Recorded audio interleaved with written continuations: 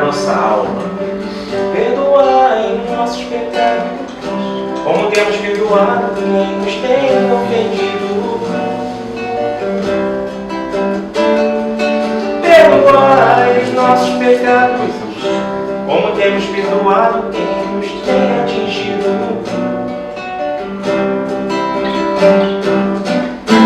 Se o teu inimigo tiver fome, dá-lhe de comer. Se o teu inimigo tiver sede, dá-lhe de beber. Somos filhos de Deus e para nós o mais importante é o amor.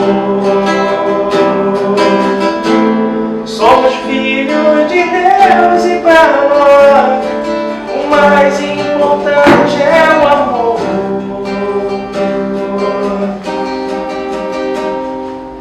Perdão, perdão, quero te pedir perdão.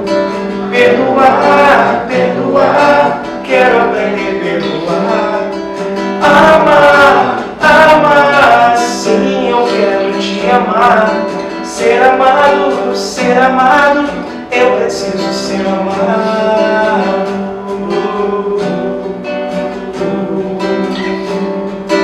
Perdão, perdão, antes do partir do pão. Perdoar, perdoar, antes do vinho tomar. Amar, amar, sim, eu quero te amar. Ser amado, eu preciso ser amado. O Espírito do Senhor está presente para consolar. É Deus com a gente, exalando vidas e forças para caminhar. O Espírito do Senhor está presente para consolar. É Deus com a gente, exalando vidas e forças para caminhar. E Ele nos ungiu para pegar libertação e quebrar cadeias, para restaurar os corações e anunciar o ano aceitável do Senhor, a fim de que se chamem, a fim de que se chamem, a fim de que se chamem capazes de justiça.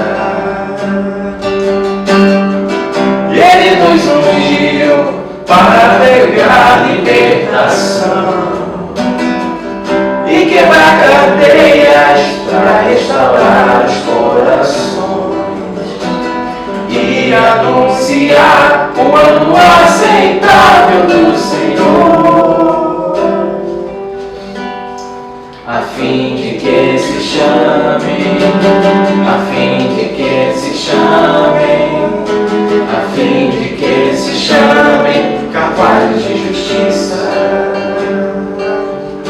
a fim de que se chamem, a fim de que se chamem, a fim de que se chamem capazes de justiça.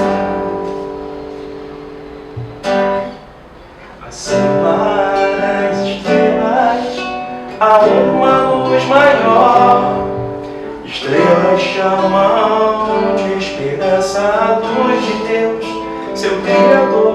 E por mais que contem todas elas, incontáveis seus sinais, pois deu nome a cada uma delas, e hoje rege os seus corais.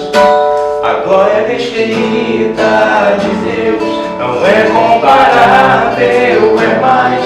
Seu manto se estende além dos céus, sua glória reflete o seu poder. Seus olhos são chamas de amor, sua voz é coragem e fé. Ele é a esperança e a paz que todos procuram.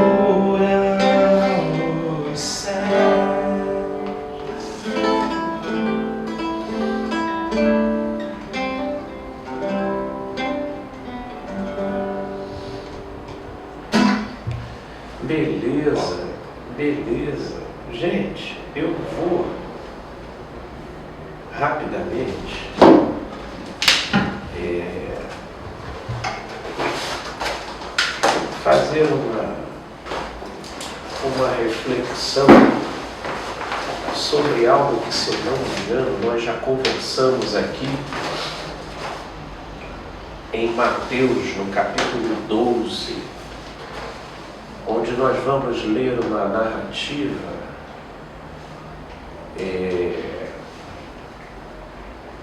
embora eu quisesse muito trazer uma reflexão sobre aquilo que a gente conversou aqui no início, e que veio desde esse truncado assunto acerca de política que tem ocorrido entre a gente, embora tudo que ocorreu aqui ocorreu dentro de uma linha de entendimento saudável, de uma troca positiva.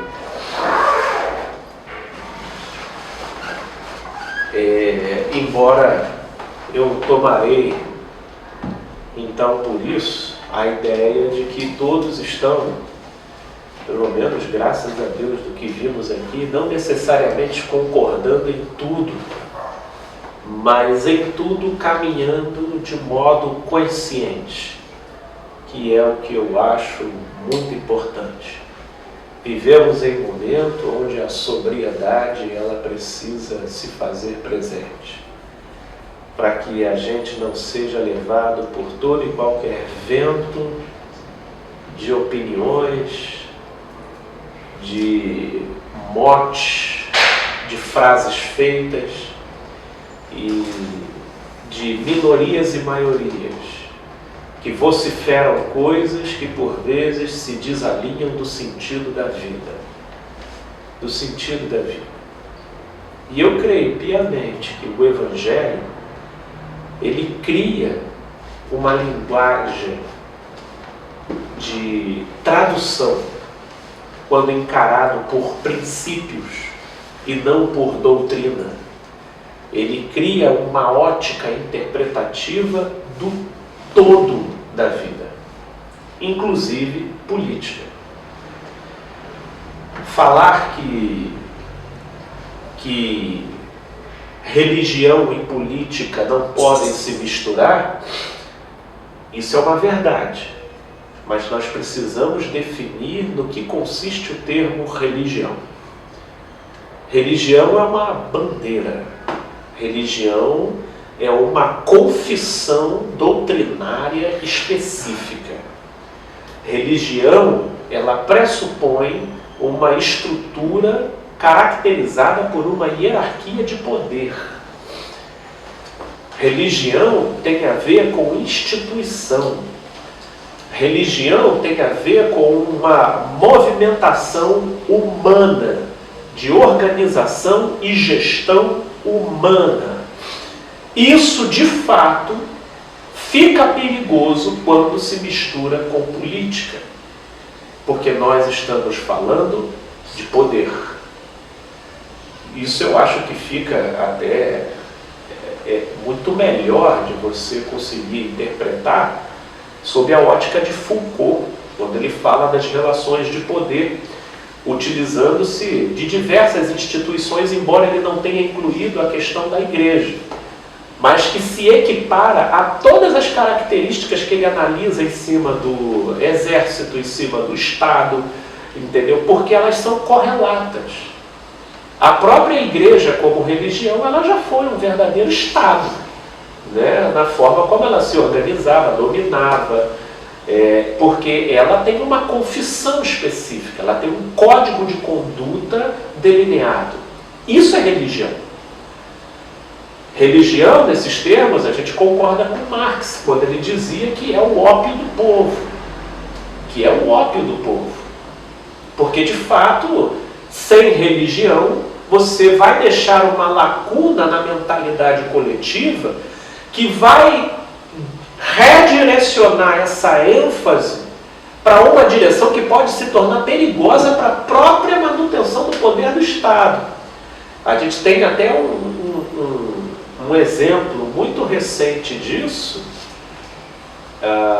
Na Rússia, né, Vladimir Putin lá tentou tirar a religião, agora, recentemente, até o caldeirão começar a fervilhar lá e ele tacou a religião de novo. Ele volta para a religião, ele precisa de um ópiozinho, porque senão fica todo mundo assim mesmo.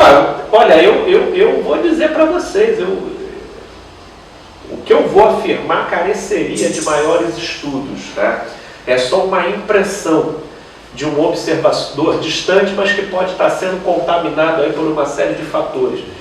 Mas eu acho, assim, de uma coincidência, um discurso mais apaixonado na política, justamente no momento onde a gente, coincidentemente, tem o surgimento daquilo que já se tornou estatisticamente relevante no último levantamento do IBGE, que é do movimento dos desigrejados, entendeu?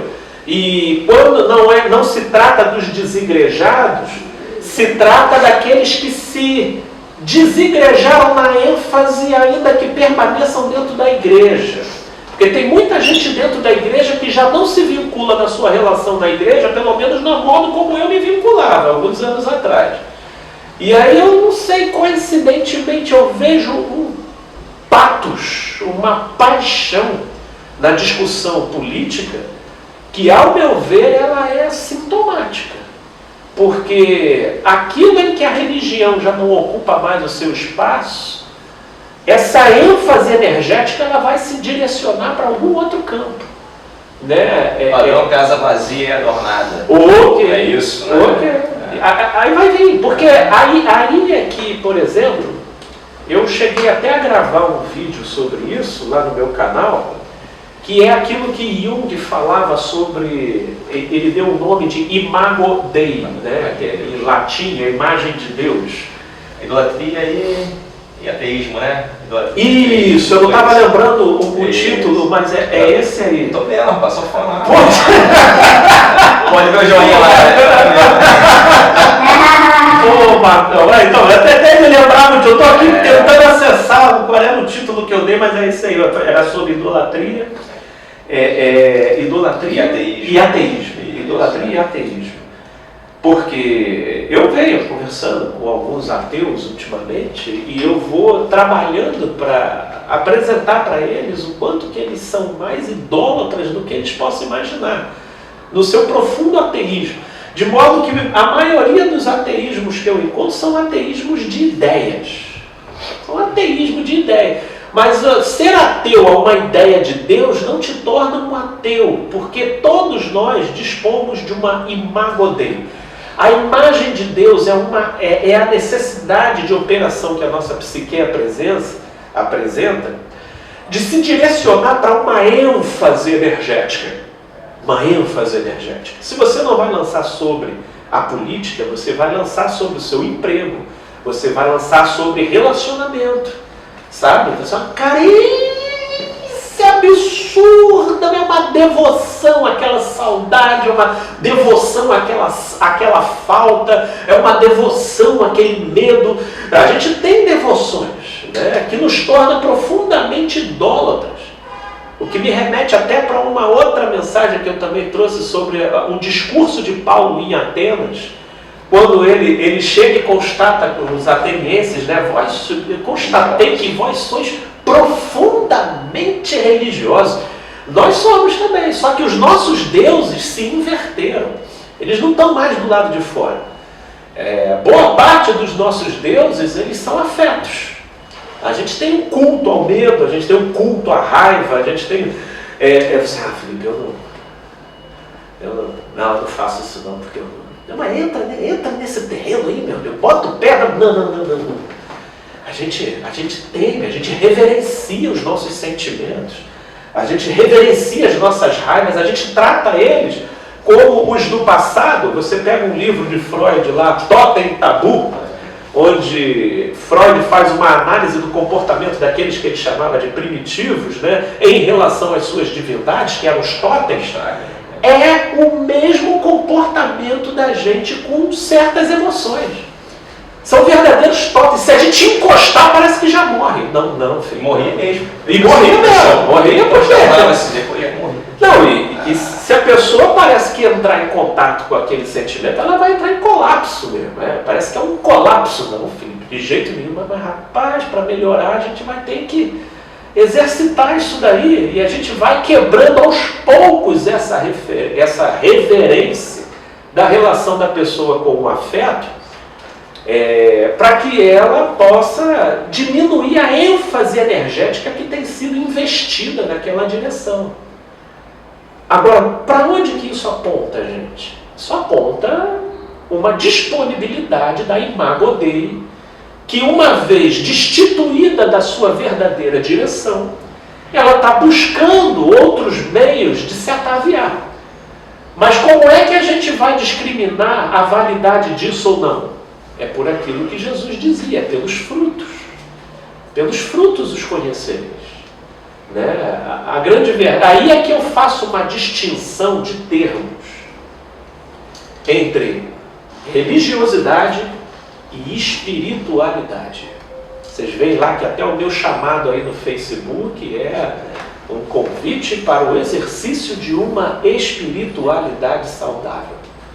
Porque, voltando ao que nós estávamos falando anteriormente, religião e Estado, na ideia que nós definimos aqui, realmente é muito perigoso quando elas se juntam. Todavia, o Evangelho assimilado como princípio, não. Teve alguma religião fora do Estado, né? Historicamente? Nenhuma, né? O clero é o pajé, o cacique. A religião, na verdade, foi um Estado durante muito tempo, em diversas civilizações. Começou com a religião, depois é que o Estado começou a se ensaiar laico. Isso Mas eles sempre flertaram, né? Sempre flertaram. Tinha reis, sacerdote, próprio Melquisedeque era um sacerdote. E tudo indica, meu amigo, agora a gente vai para ilações futuras, de que o anticristo vai ser um grande casamento entre essas duas dimensões novamente. Você entende? Que realmente, como o Marcos bem pontuou, elas estão indo e voltando, elas são promíscuas entre si. Tendência é sempre, volta sempre. O automatismo se volta. É verdade. Agora, o Evangelho não. Por isso que eu vejo até muitas colocações, eu vou tendo as redes sociais como meu termômetro, porque as pessoas confundem, né? Muito, não confunde religião. Não, esquece a religião. Não estou falando em nome de bandeira nenhuma, não estou falando. E não é porque eu citei um versículo bíblico aqui que o arcabouço da religião está presente. Eu citei um versículo bíblico aqui, mas eu podia ter citado, sei lá, Machado de Assis aqui, eu podia ter citado Shakespeare. Na verdade, o que eu estou querendo chamar a atenção é para propostas e perspectivas por onde o bom senso indica que a vida vai se viabilizar melhor. E eu creio que quando a gente assimila o Evangelho como princípio, ele nos fornece essa possibilidade. Ele nos fornece essa possibilidade.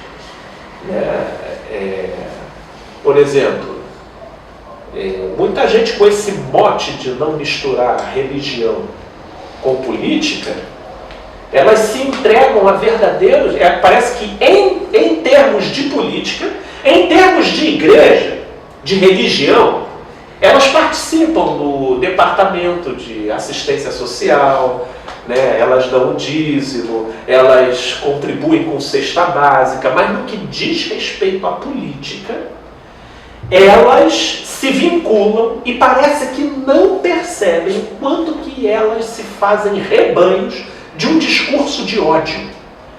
Um discurso de ódio. Não, porque estabelece uma esquizofrenia interpretativa, onde na igreja ela é ativista, empenhada num departamento de assistência social, mas no que diz respeito à análise mais social, macro, política da sociedade, ela pertence ao rebanho do discurso do ódio. Tem que matar, tem que esfolar, tem que acabar mesmo, tem que silenciar. Você vê até pela energia do sujeito. Então, nesse afã de divorciar religião de Estado, as pessoas demonstram quanto elas nunca foram contagiadas pelo espírito do Evangelho. Pelo espírito do Evangelho.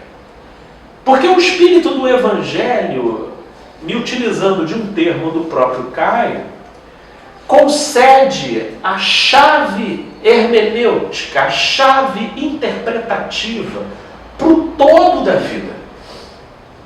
De modo que você pode falar, às vezes, sem nem sequer citar um versículo, sem sequer passar pela Bíblia propriamente dito, para você ir traduzindo as falas do Evangelho.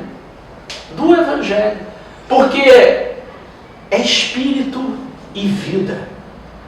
E de uma certa forma, os seus reais discípulos desse caminho vivo, mutante, dinâmico que é a vida do Evangelho, você vai estar sempre traduzindo pelos efeitos de características que, por mais A ou por mais B, seja pautado na liberdade, você nunca vai perceber naquele sujeito a ausência de limites. Seja pautado na justiça, você nunca vai perceber naquele sujeito um rigorosismo xiita, sabe, raivoso, odiento. Você vai estar sempre percebendo uma mansidão que faz a devida gestão de todos os seus movimentos interiores, na medida do que é possível da evolução daquele sujeito. Porque é isso que o Evangelho lhe faz movimentar. Essa mentalidade religiosa, ela trabalha muito no concreto, nos blocos interpretativos, de frases prontas, onde o sujeito propala aquilo e fecha toda uma complexidade situacional num pacote interpretativo único, vai embora e não quer mais saber daquilo. Agora, o Evangelho, ele dá muito trabalho. Ele dá muito trabalho porque... Aí você, por exemplo, você vai falar do Bolsa Família, né? Porque a Bolsa Família é a pior coisa, até você conversar com a Vânia. Não, você vê, até você chegar perto, que olhar de longe, né? Todo mundo taca pedra, então até você chegar perto da coisa. E aí você vê que tem... Que diante de todo um bloco de interpretação coletiva, existem variantes na individualidade da coisa, no modo como ela acontece. É por isso que tem temas aí que se ficam discutindo políticas públicas para tentar afunilar o todo numa proposta idealizada de uns poucos, desprezando a multiplicidade de ocorrências e de situações que vão ocorrendo e que só podem ser avaliadas de maneira adequada no caso a caso. No caso a caso. Olha, nesse caso aqui foi, mas nesse não. Nesse aqui, apesar de ter tido algumas situações parecidas com aquele, esse aqui não, porque essa variante aqui mudou o perfil todinho da coisa. Agora, o Evangelho é assim. Onde você viu Jesus fazendo políticas públicas aí, tentando encaixar todo mundo? A única proposta mais generalizante que Jesus fez, porque assim, no trato com os doentes era um por um era cuspe no chão, o outro era levanteando, o outro era...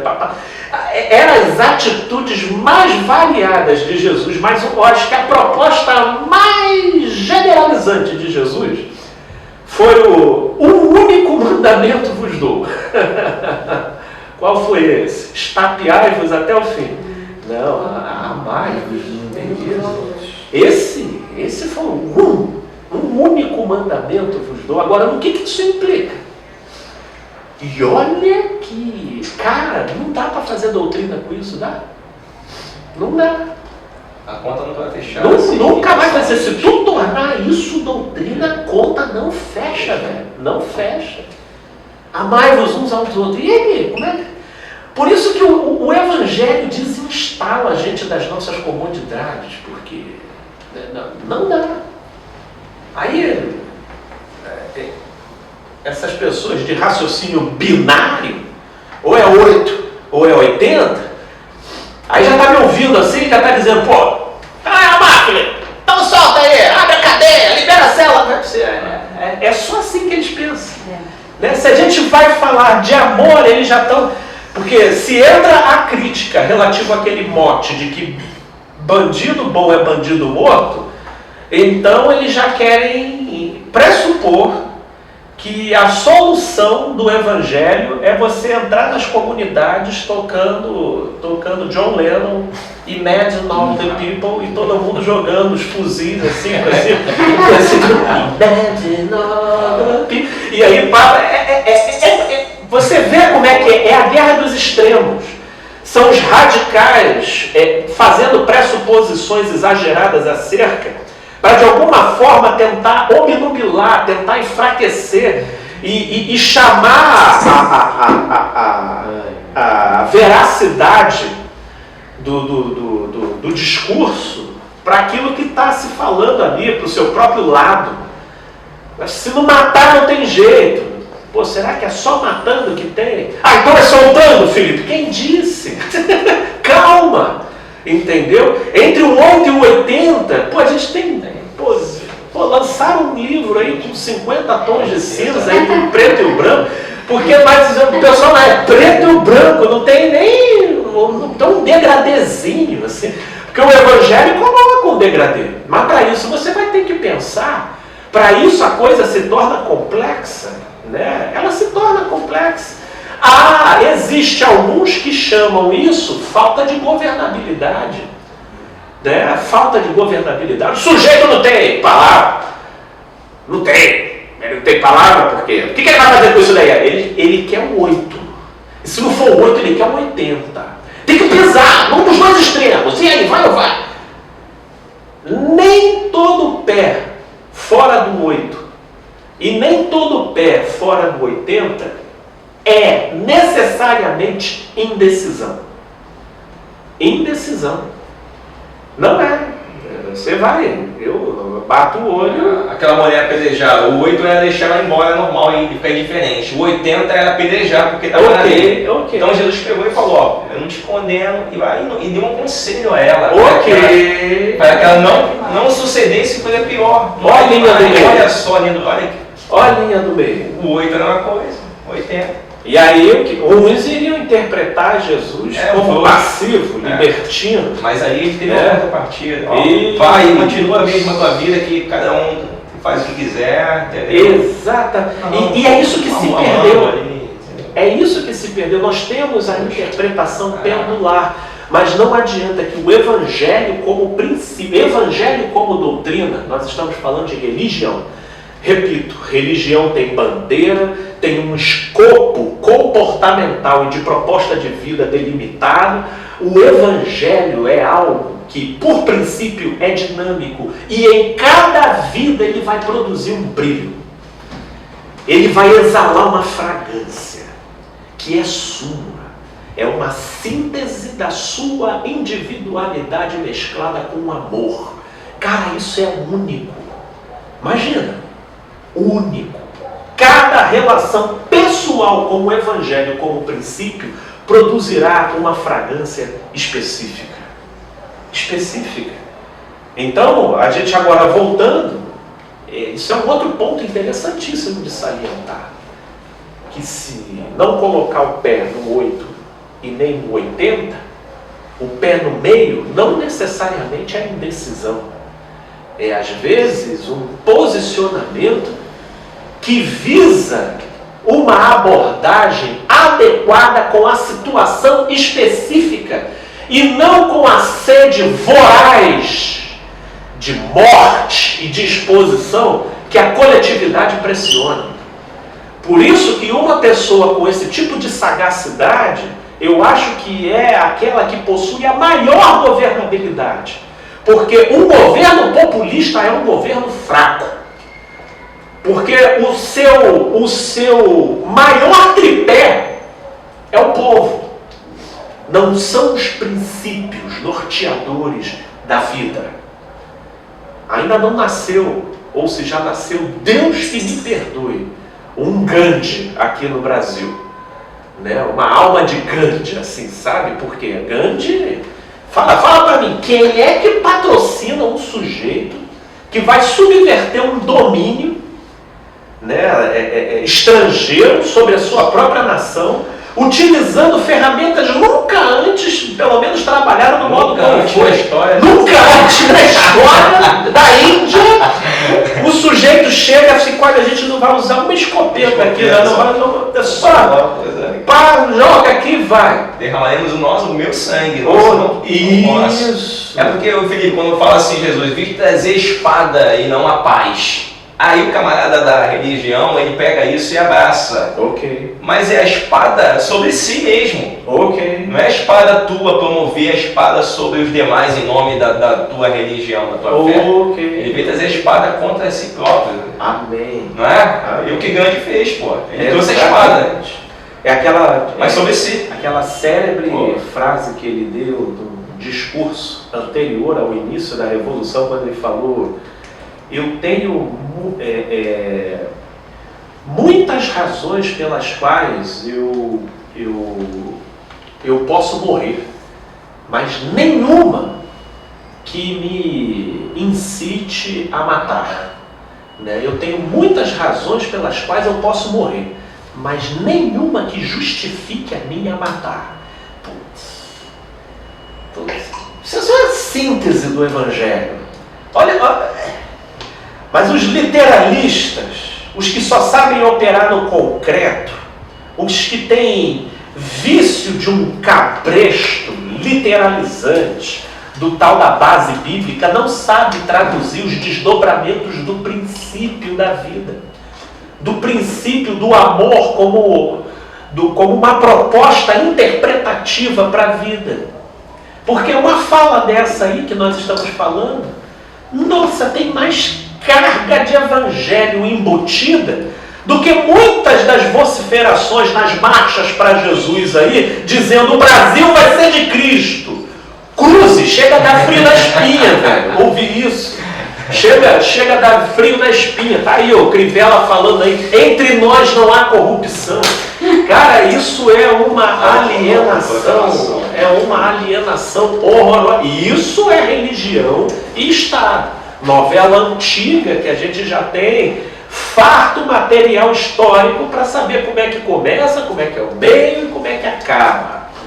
Mas enfim, eu acho que abri aqui para falar uma coisa, queria falar do que falei, acabei falando, deu tudo certo, e eu acho que melhor nesses momentos de muito calor afetivo, emocional, energético na direção de determinados assuntos, eu gostaria de fazer uma convocação para que divorciemos religião de Estado, mas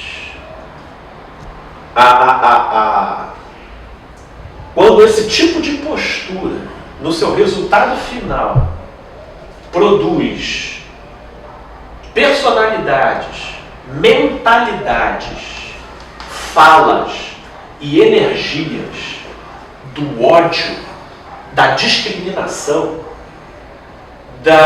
das generalizações demoníacas, porque toda generalização é demoníaca.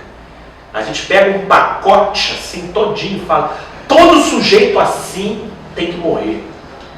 Isso é uma eugenia horrorosa, diabólica, né? Mas que porque boa parte das pessoas só conheceram a religião, mas não foram afetadas pelo Evangelho como princípio de vida, então elas se sentem psicologicamente satisfeitas por terem a sua pseudo-relação com Deus, enquanto nas demais áreas elas vomitam as dimensões não trabalhadas e divorciadas do sentido da vida dentro de si, revelando a sua própria natureza e deixando para a vida estatelado a sua total desconexão com o Criador. Chegará diante de Deus e falará: Senhor, Senhor, e terá que ouvir: aparta-te de mim, porque nunca te conheci. Mas eu frequentava, eu fazia, eu participava ativamente, mas era tudo dogmático, era tudo performático, era tudo epidérmico, era só na superfície, nunca conheceu o que seja, qual é o Espírito. Jesus não dizia isso. Vocês entenderão o significado de como é que ele fala? Misericórdia quero e não sacrifícios. Olha o Evangelho como princípio aí. Jesus falava isso justamente para os escribas e fariseus, que eram os principais dogmatizantes da lei de Deus, na interpretação de Deus na vida. E aí Jesus vai alterando a coisa e trazendo ela para a natureza do princípio. Misericórdia quero e não sacrifícios. Vocês vão entender o significado disso.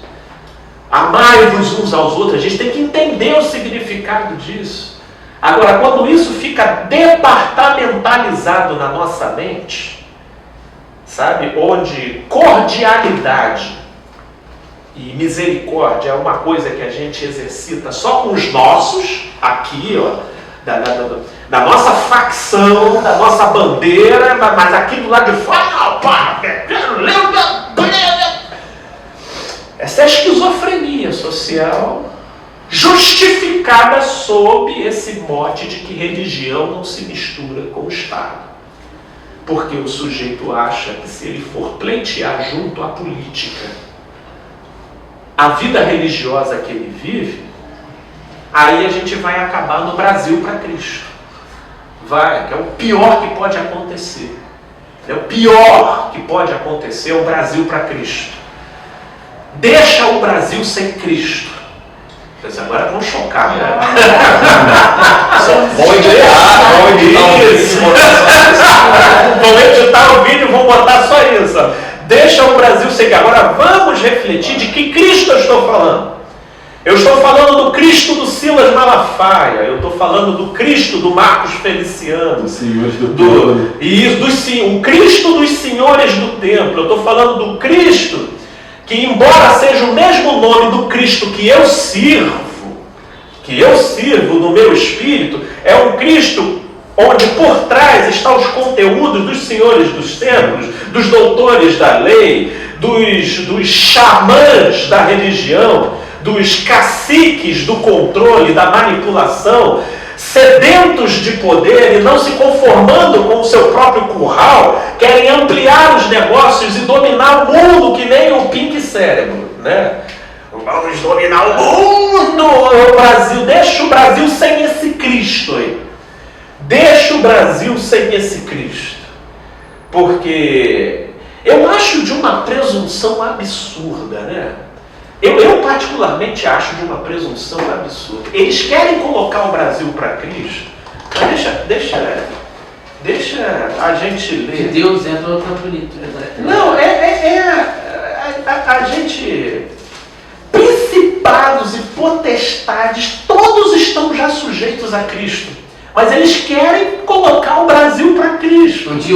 Aí na Vila de Carvalho tem esses outdoors, né? Já vi vários assim, Senhor nosso Deus, Senhor Deus do céu, tome posse do Brasil. Como se não fosse de Deus, como se fosse como se estivesse já, como se Deus ainda tivesse de mãos atadas, como se o inimigo estivesse dominando tudo e Deus estivesse num quartinho escuro, né, aguardando o seu momento de tomar posse. Acho que lá em Gênesis eles já tinham falado, né? Que criou a terra e tudo que nela há, né? Criou tudo nele. O próprio Jesus fala: não temeis o que vos possam menos fazer o Brasil. os homens. Menos o Brasil. Então o Brasil parece que está lançado às moscas. Tanto que eles precisam conquistar o Brasil para Cristo. E depois ainda fala, Deus é brasileiro, né? Não, e é o próprio ventre.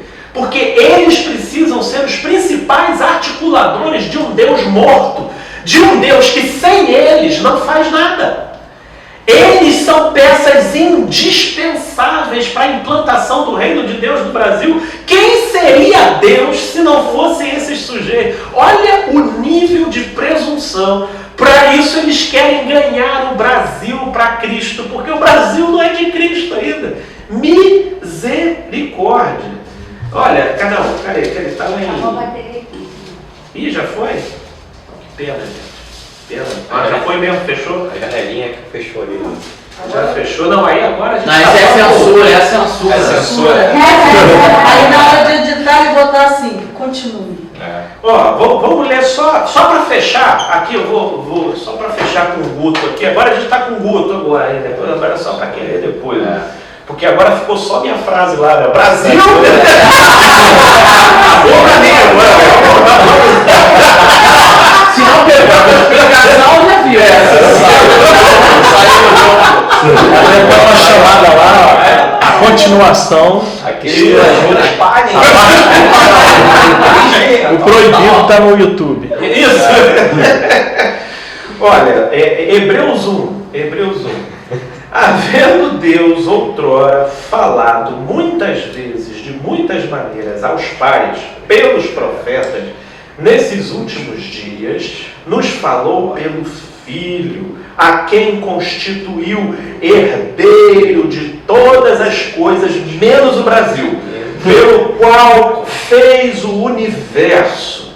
Ele que é o resplendor da glória e a expressão exata do seu ser, sustentando todas as coisas, menos o Brasil, pela palavra do seu poder, depois de ter feito a purificação dos pecados, assentou-se à direita da majestade nas alturas, com exceção da gestão sobre o Brasil, tendo se tornado tão superior aos anjos, quanto herdou mais excelente nome do que eles, menos a potestade referente ao Brasil. Pois qual dos anjos disse jamais: Tu és meu filho, eu hoje te gerei? E outra vez: Eu lhe serei pai e ele me será filho.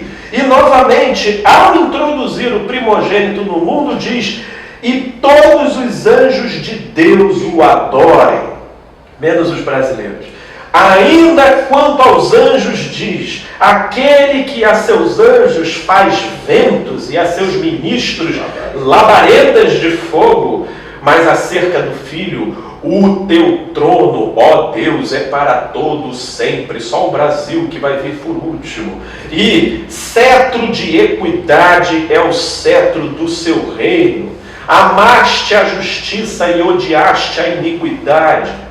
Por isso Deus, o teu Deus, te ungiu com óleo de alegria como a nenhum dos teus companheiros. Ainda, no princípio, o Senhor, lançastes os fundamentos da terra, e os céus são obras das tuas mãos. Eles perecerão, tu, porém, permaneces sim. Todos eles envelhecerão qual veste. Também qual manto os enrolarás, e como vestes serão igualmente mudados. Tu, porém, és o mesmo, e os teus anos jamais terão fim, com exceção aqui no Brasil. Ora, qual dos anjos jamais disse: Assenta-te à minha direita, até que eu ponha os teus inimigos por estrados dos meus pés? Não são todos eles espíritos ministradores enviados para serviço dos que hão de herdar a salvação? Só o Brasil é uma exceção disso tudo aqui. Só o Brasil, porque, na verdade, eles se expropriaram do termo Cristo para estabelecerem o seu próprio poder, se valendo das nomenclaturas do sagrado, para por trás disso viabilizarem projetos megalomaníacos de controle, manipulação e poder. Que Deus nos livre do Brasil desse Cristo. E que nós diminuamos e que o amor de Cristo, conforme o Evangelho, cresça em nós. Nessa saudável e subversiva revolução do Evangelho no nosso coração, que não nos leva a levantar outra bandeira senão aquela do amor, nos levando por caminhos mais complexos, mas de analisar caso a caso, de andar com ponderação, de pesar de avaliar e ter como produto final, como síntese disso, algo que se possa traduzir como sendo o rosto do Pai em Cristo. O rosto do Pai em Cristo. O rosto do Pai em Cristo.